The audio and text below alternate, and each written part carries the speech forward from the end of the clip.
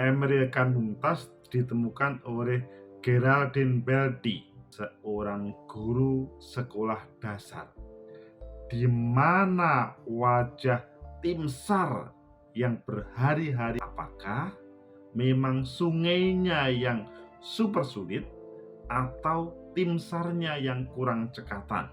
Baik, kita lihat seperti apa sosok Geraldine Beldi. Mungkinkah tim SAR tidak serius mencarinya? Menurut analisis saya,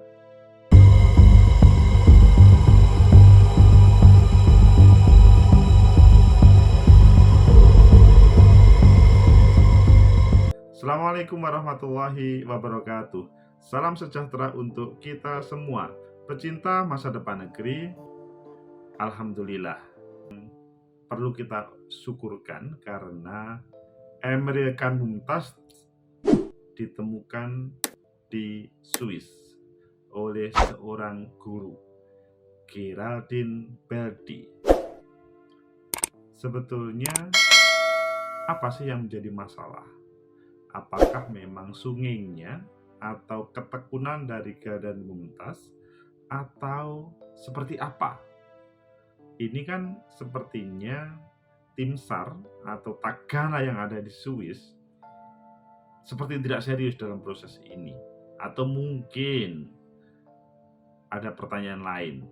Ya, karena memang sungainya super. Ayo kita baca di beberapa media. Selanjutnya nanti kita analisa. Pertama di Tempo, Geraldine Beldi, guru SD yang temukan jasad anak Ridwan Kamil di Sungai Are. Yang selanjutnya, ya, Ridwan Kamil sebagai syukurnya akan membuatkan makam di dekat masjid. Di Tribun News, Ridwan Kamil berterima kasih pada Geraldine Beldi. Kalau berlibur ke Indonesia, nanti saya yang urus. Tanda syukur. Selanjutnya di Kompas, cerita Geraldine Beldi, guru yang temukan jenazah Eril, tiap jalan kaki lihat ke Sungai Are. Di TV One News, bukan tim SAR, tetapi sosok inilah yang pertama kali menemukan jasad Eril, Geraldine Beldi. Saya tiap jalan kaki selalu melihat ke arah Sungai Are. Semuanya beritanya hampir sama, tapi ayo pilih mana yang lebih kita perdalam. Oke, kita memilih yang ada di Kompas. Cerita Geraldine Beldi, guru yang temukan jenazah Eril, tiap jalan kaki lihat ke Sungai Are. Ini tentunya berita yang menyenangkan bagi kita bersama, khususnya Bapak Ridwan Kamil, Mas Emil. Kompas.com, setelah dilakukan pencarian selama 14 hari, jenazah putra sulung Gubernur Jawa Barat Ridwan Kamil yang bernama Emeril Khan Mumtaz atau Eril akhirnya ditemukan. Jenazah Eril ditemukan di bendungan Enschede, Sungai Are, BEM Swiss pada Rabu kemarin, jam 6.50 pagi waktu setempat. Orang yang pertama kali menemukan jenazah Eril adalah Geraldine Beldi. Ia merupakan seorang guru sekolah dasar. Nah, ini menarik ini. Saat bertemu dengan Ridwan Kamil, Geraldine menceritakan bahwa selalu melihat ke Sungai Are saat berjalan menuju ke sekolah dengan harapan bisa menemukan Eril. Jadi saya tiap jalan kaki selalu melihat ke Sungai Are dan ternyata saya yang menemukannya, tulis Emil mengutip pembicaraan dengan Geraldine lewat Instagramnya. Kata Geraldine, seluruh warga Burns tahu tentang musibah yang menimpa Eril. Dirinya pun turut berduka atas musibah yang dialami Ridwan Kamil, sebab ia juga memiliki 2 anak. Jadi agak ada kemiripan, maksudnya terkait dengan kepemilikan kedua anak, sehingga kalau kehilangan pasti juga akan merasakannya. Sebagai ungkapan rasa terima kasih terhadap guru yang menemukan anaknya, Ridwan Kamil pun meminta Geraldine untuk mengabarinya jika ingin berkunjung ke Indonesia. Wah, ini kan sesuatu. Bukan itu saja, pria yang akrab disapa Emil juga menawarkan Geraldine segala fasilitas saat berkunjung ke Indonesia. Sebelumnya diberitakan Emil atau Eril hilang terseret arus saat berenang di Sungai Aro pada Kamis 26 Mei. Usai kejadian itu, tim SAR Swiss pun melakukan pencarian dengan pesawat nirawak atau drone yang dilengkapi pendeteksi suhu tubuh, thermal drone, perahu, dan kendaraan darat untuk mencari keberadaan Eril. Oh, sudah super alatnya. Bukan itu saja, pencarian juga dilakukan dengan menerjunkan tim penyelam, namun keadaan Eril pun tidak ditemukan. Setelah pencarian ke-14 atau hari ke-14, barulah Eril ditemukan di bendungan Enghehalde, Sungai Aro, Barents, Swiss. Orang yang pertama kali menemukan adalah Geraldine Beldi. Ia merupakan seorang guru sekolah dasar. Mrs. Geraldine Beldi namanya. Seorang guru SD yang menemukan jenazah Eril di Sungai Aro saat ia sedang berjalan pagi menuju tempatnya mengajar. Melihat jasad Eril, Geraldine kemudian langsung menghubungi kepolisian setempat. Petugas yang mendapat laporan langsung datang yang ditemukan Eril itu, lalu mengevakuasinya. Pecinta masa depan negeri, itulah Eril yang alhamdulillah sudah ditemukan jasadnya. Meskipun mungkin kalau berbicara nyawanya ya sudah dipanggil oleh Sang Pencipta. Namun di sini tadi kan cerita Geraldine Beldi itu kan sebuah cerita yang mengesankan ya, karena beliau itu ya seorang guru SD yang sering melihat sungai.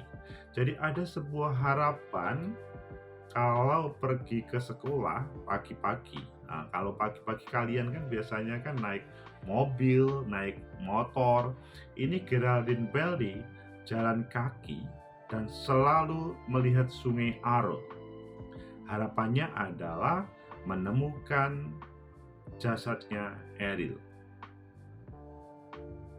Dan pada perjalanannya sampai hari ke-14 ditemukan. Pertanyaan awal tadi adalah di mana posisi tim SAR, Tagana Swiss atau tim-tim yang lain? Ini kok sudah sampai 14 hari baru ditemukan, itu pun oleh guru SD. Apakah yang dibawakan tadi, maksudnya peralatan yang super canggih, misalkan peralatan tim SAR itu dengan pesawat nirawak, ada drone yang dilengkapi pendeteksi suhu tubuh, thermal drone, kemudian perahunya super. Begitu juga ada banyak kendaraan darat yang mengikutinya. Itu semuanya tidak ada. Mungkin kalian ada yang mengatakan, nah itu takdir loh, kalau ngomong takdir ya sudah selesai. Namun kisah Geraldine Beldi, dia ada sebuah harapan. Kalau menurut saya sih, Geraldine Beldi itu orang yang super hebat. Karena dia adalah guru SD yang dia setiap hari hubungannya dengan anak-anak SD yang dalam bahasa kita, anak SD itu kan relatif belum mempunyai dosa ya, karena mereka mayoritas belum balik. Maksudnya kalau dalam bahasa agama, mohon maaf yang lain, agama yang lain, dalam bahasa agama Islam mereka belum balik. Maksudnya kalau ngomong Geraldine Beldi sebagai guru SD, maka yang ajarkan setiap hari adalah bagaimana mengajar anak-anak supaya meraih masa depannya dengan keikhlasannya. Geraldine Beldi hanya ada sebuah impian, menemukan Ariel ketika menyusuri jalanan di Swiss, di sungai Are tersebut, dan pada akhirnya ditemukan. Ini menunjukkan bahwa pertama, sebuah usaha itu kalau dilakukan secara kontinu maka akan menghasilkan. Tidak hanya yang dilaksanakan oleh Geraldine Beldi saja, semua kehidupan.